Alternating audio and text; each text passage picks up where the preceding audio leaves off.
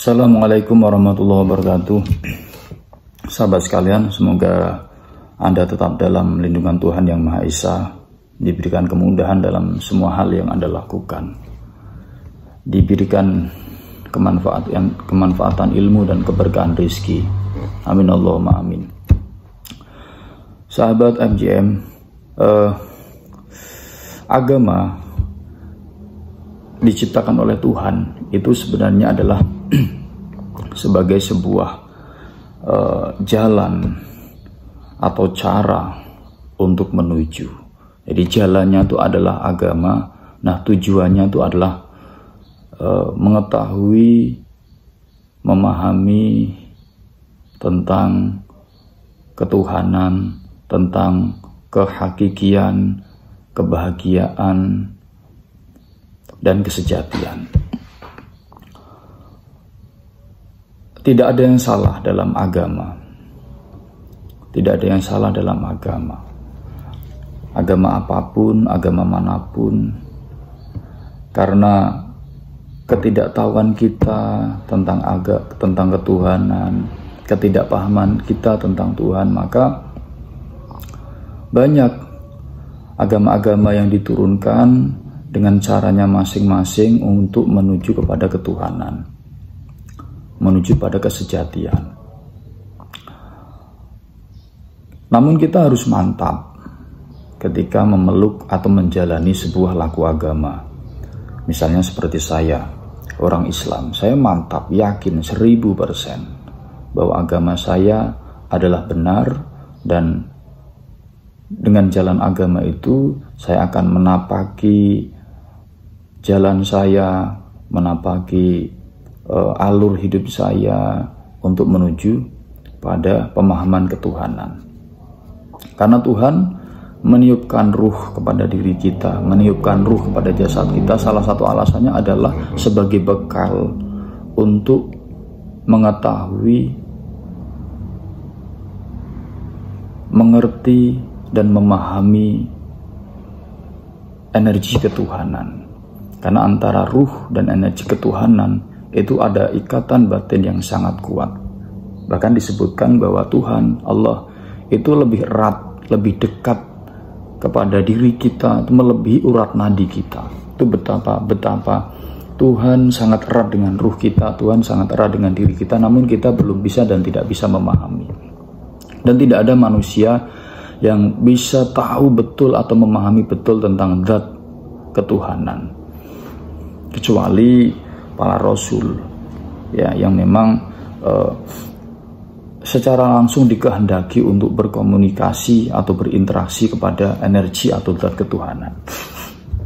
Sahabat sekalian, namun jangan sampai dalam kita menjalani laku keagamaan itu kemudian muncul kesombongan agama di dalam diri kita, sehingga menyebabkan apa yang kita pahami dari agama kita itu paling benar, dan orang yang tidak sejalan dengan kita itu pasti salah.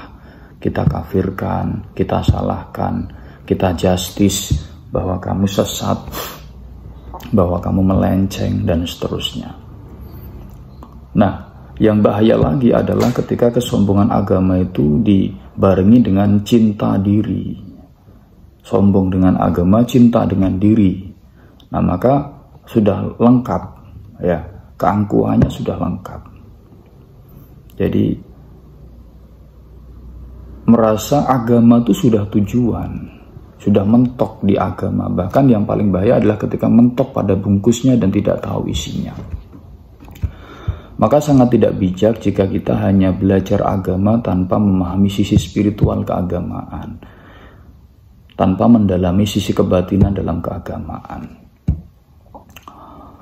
Dan terpenting lagi adalah tidak ada alat yang bisa mengukur tentang kedalaman iman kita dalam menjalani laku keagamaan. Karena tidak ada ibadah yang terlihat mata. Ibadah yang terlihat mata itu tidak bisa mengukur tingkat keimanan seseorang. Tidak bisa. Tidak jaminan orang yang sholatnya tekun. Tidak jaminan orang yang sering bangun malam, banyak zikir, banyak baca ayat-ayat atau kitab-kitab suci, Itu kemudian dia dijamin, oh dia imannya pasti dalam, pasti imannya tinggi. Itu enggak ada jaminan seperti itu. Karena ibadah yang terlihat mata itu bukan jaminan iman seseorang dalam, kuat atau tinggi. Nah, justru seharusnya yang menjadi jaminan keimanan seseorang adalah budi, adalah akhlaknya. Maka di video yang sebelumnya sudah pernah saya singgung, sudah selayaknya semakin tekun ibadah kita, semakin tekun dzikir kita, ya kan, semakin tekun doa kita harus kita barengi dengan budi pekerti yang baik, sehingga muncullah akhlak yang mulia. Nah, akhlak mulia membungkus ibadah, membungkus budi pekerti, membungkus laku keagamaan. Maka kita akan menjadi manusia yang sempurna dalam menapaki jalan keagamaan. Dan sebenarnya agama itu lebih bersifat pribadi antara diri kita dan Tuhan, antara diri kita dan Tuhan.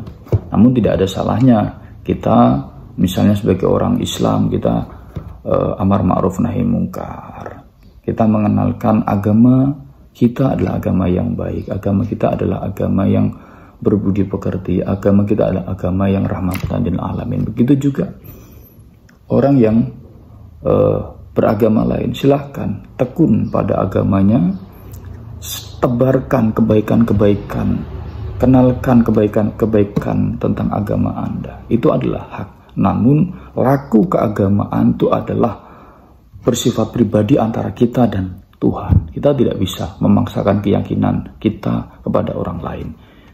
Tidak bisa memaksakan dogma-dogma atau paham-paham agama kita kepada orang lain, tidak bisa. Jadi karena keagamaan itu bersifat pribadi, bersifat privat. Kemudian ibadah itu sebuah laku yang kita jalani berdasarkan tuntunan keyakinan atau agama yang kita anut. Dan ibadah pada setiap agama itu berbeda-beda. Ibadah pada setiap keyakinan berbeda-beda. Kenapa berbeda-beda? Karena hakikatnya kita tidak tahu dan tidak mengerti tentang kesejatian Tuhan kita. Kita hanya yakin saja, kita yakin bahwa Allah itu ada, kita yakin Tuhan itu ada. Namun apalagi di zaman sekarang, selain orang-orang yang terpilih dalam hal ini adalah para rasul, para aulia ilah, itu kita tidak tahu. Apalagi orang awam seperti kita sangat tidak tahu tentang kesejatian Tuhan.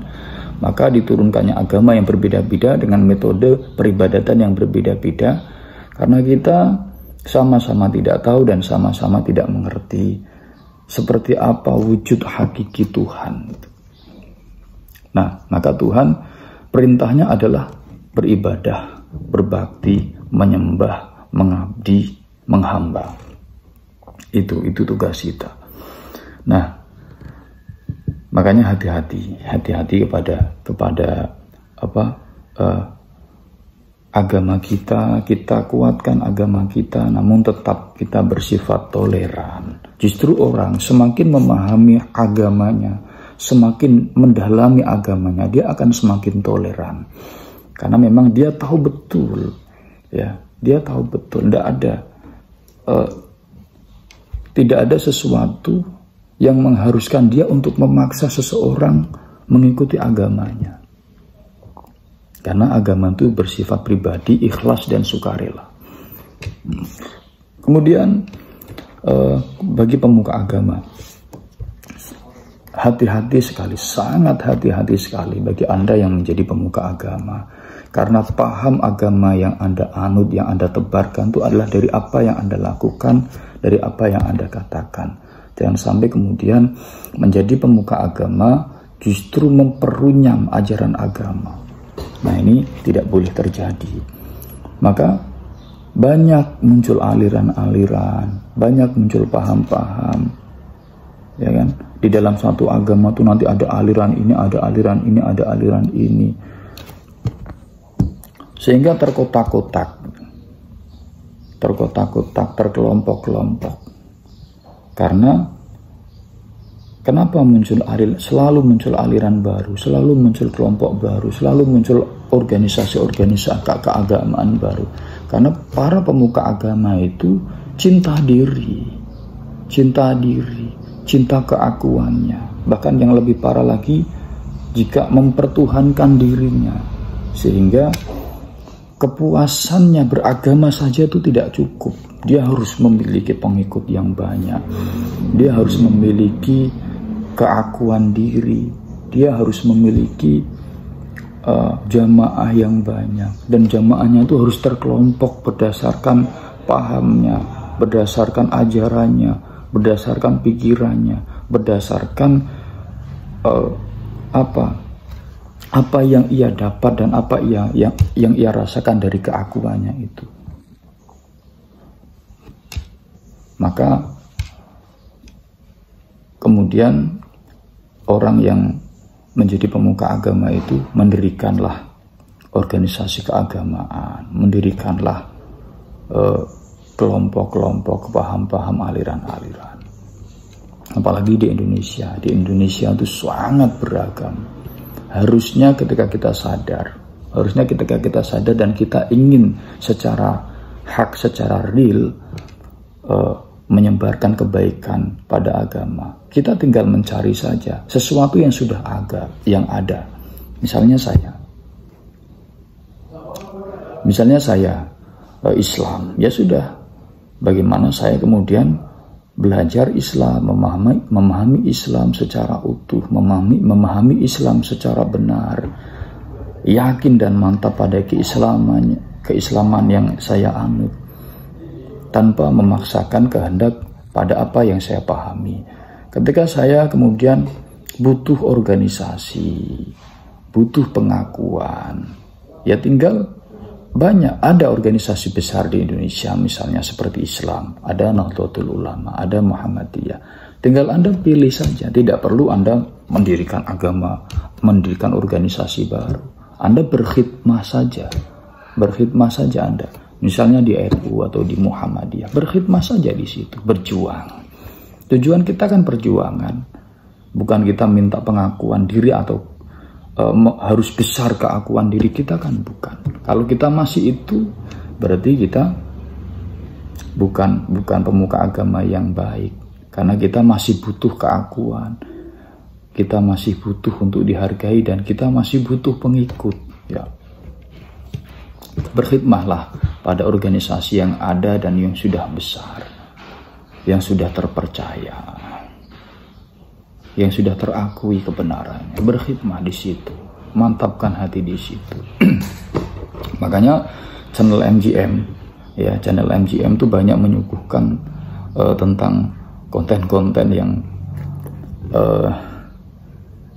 misalnya dari kalau Islam ya dari unsur Nahdiyin, misalnya karena saya juga warga Nahdiyin, walaupun saya kultural, ya bukan struktural, tapi saya cinta kepada para ulama. Itu sahabat sekalian, mari kita pahamkan diri kita kepada agama yang lurus, yang benar, yang tidak menyombongkan agama dan tidak mencintai diri kita berlebihan atau tidak menuhankan diri kita, sehingga agama dapat kita jalani dengan baik, nilai spiritualnya bisa kita jalani dengan baik, nilai kebatinan keagamaannya juga bisa kita dalami dengan baik. Beragamalah dengan bijak, beragamalah dengan serius dan sungguh-sungguh, namun tetap tasamuh, tetap menghargai, menghormati agama lain, paham lain, orang lain. Saya kira itu sahabat sekalian, semoga bermanfaat. Wassalamualaikum warahmatullahi wabarakatuh.